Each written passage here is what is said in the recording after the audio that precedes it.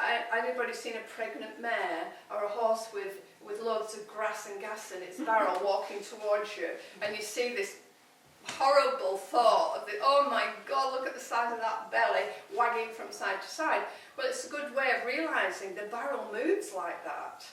And with ART, we teach you how to fit with that movement and to not inhibit it. Because if you inhibit it, one hind leg won't come through. So the side it's not swinging up to, that's the side the hind leg can't get under. And riding is all about getting the hind legs under the point of mass. And the point of mass is under where you are, the mass of the horse's rib cage, and where you're sitting, it's right under there. So we're just going to look, it's quite subtle on this, on a real horse you can see it more. We're going to look at the sideways movement and how the rider's diagonal pathways fit in with that, so that the rider fits in with the horse's movement and then can learn to direct it, so that we get the barrel swinging through the horse's stiff side as well. So if you can see, the hips move from side to side. Actually, a real horse will move further from side to side if it's swinging well. So as you can see, this hand is coming down now. Now. Can you see that? Is that clear? Yeah. Now, when this happens in a real horse, where's the barrel swinging now? Now, it's swinging up to the right, isn't it? Yeah? So now is when this is all dropping down. Now, if the rider's going to fit that movement, they have to do something with their upper body. So they have to shorten their right diagonal pathway. You've had the exercise, we all looked at the dismounted exercise and worked through it. So the right shoulder to left hip is shortening now. Now. And these ribs bulge. Those tighten, contract, the intercostal muscles contract, in that side contract. On this side they spread out, they fan out. So these intercostal muscles are having to lengthen. Now, so she's absorbing that lateral movement through her ribs. That makes sense? And to do that, she's having to shorten this diagonal pathway. So when she rides a horse, she's schooling her own position without even trying. It just has to absorb the swing of the barrel. So not only does she have now the ability to manipulate the swing of the barrel, so it's not swinging one way, she can give it a bigger push. So say now it wasn't swinging, she'd come heavier over into this side and give a push all the way through this side of her body. And then this would start to come further, and this would be a horse that was chucking you over that way. Get right over to the left, she's chucked you to the right again. Stand up in your stirrups, get over. Yeah.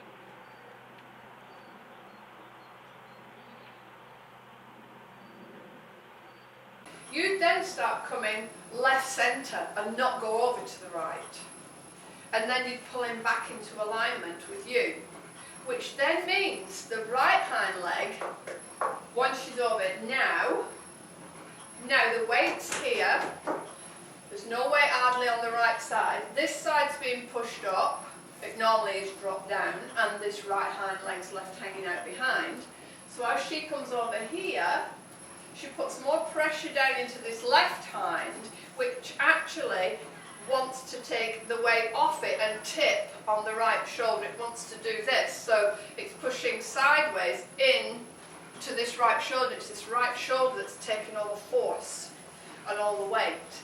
By sitting over to the left, this left hind has to keep weight down into it to support her weight. Does that make sense? Any questions about that? So that the fact that she's now set over to the left and not letting the horse push her over there means he has to start taking weight on this left haunch rather than pivoting on his right shoulder. Yeah. So now she's balancing the fact that the horse would go in right position. So the horse would normally keep her there because he's pushing her out to the right, and that begins to feel right. But the problem is, he puts your back out of alignment over time. It doesn't take a lot of time either. Because if you are like that, what's happening to this here that's supporting it all? You're getting very hollow through here like the horse, so like the left-hand driver, you're getting hollow through your left side. You're getting tight in this hip because you feel you're falling off. Unconsciously, you actually know you're slipping off to one side. And the body then starts to shorten up through this side.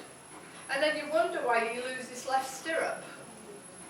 And you wonder why your right stirrup feels short.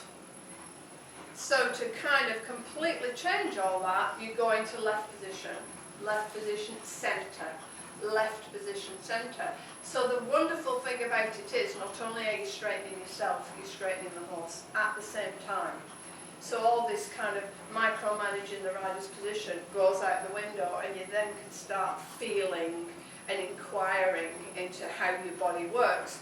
As I mentioned, the young child does, working it out for yourself. So when I teach people on horses, I give them a lot of time.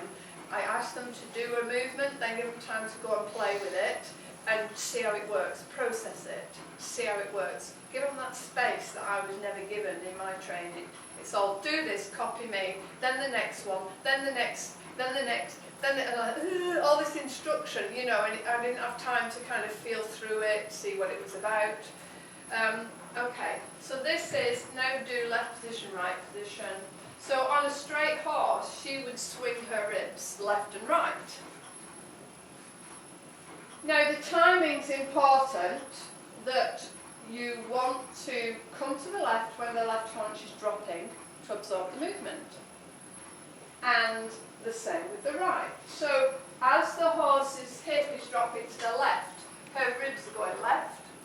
As the horse's hip is dropping to the right, her ribs are going right. And that's the timing we're looking for to control the swing of the barrel. Any questions about that?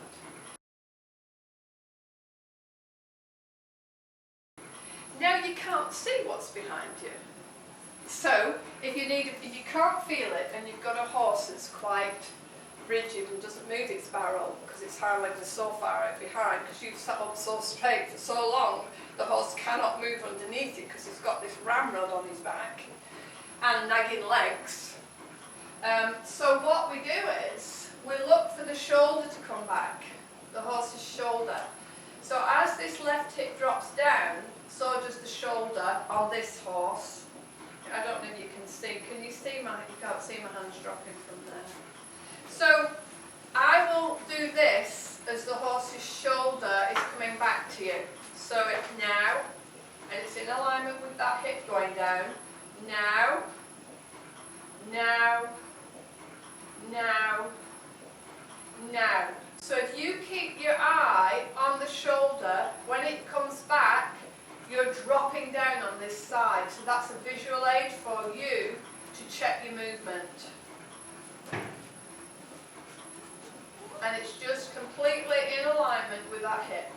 When that comes down, the shoulder comes back. And that's in trot as well. So if you're wondering, which side should I be sitting on? In the beginning, it takes a little bit of thought because you're building neural pathways that you didn't have before, but that's your visual aid. Belly's going right. Belly's going right. Belly's going right. Horse is still kicking you off to the right because they're so stiff. So then she just left position centre. Left position centre. Don't go to the right. Left position centre. And really give it a good push down. There. See that with that hole in your back push. And pushing down. Now, like the exercise, I want you to imagine you sat on a bed of marbles. The really good kind of thought is you're on marbles and you're just pushing them down right the way to the stirrup. So you're pushing these marbles down, down and opening the left ribs, let your right shoulder drop, that's it. And the marbles on the other side are coming up. so that you can start not to be fixed in the saddle, because you need to learn to let him move and learn to balance. So the marbles are a great way, and you visualise them all the way through from your seat bone, down your thigh, down your knee, down your calf, and you'll feel when you come over the weight will come into your stirrup. And let when that happens, let your foot slide forward a little bit so that the back of your knee can open. So now, just let your stirrup slide forward a couple of inches, and then you'll have a leg more like Carl Hester, and less like an amateur that's gripping up like this and nagging every stride. The leg should hang, and you only use your leg when you need it. But most riders I teach are nag with the leg, and the horse switched off years ago. So we only use the leg when we need it. And people, well, how am I going to make him go then? You have a whip on the shoulder and you tickle the shoulder. It's just a stimulation, just a tickle. And that actually loosens the shoulder, and then they start moving in the shoulder. So don't hit them behind the leg, because it's very tender there.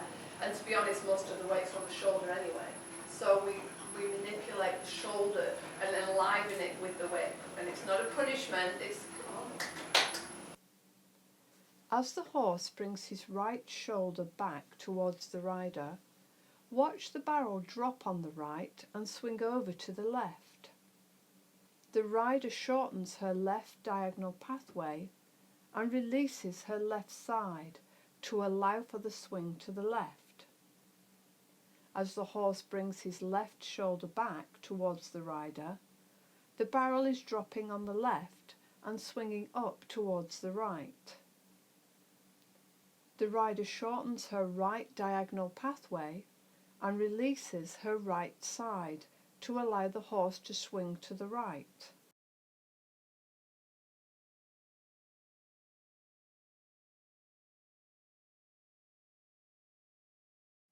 She is allowing the horse's movement to flow through her, but at the same time she's noticing if she is being pushed over into one stirrup more than the other.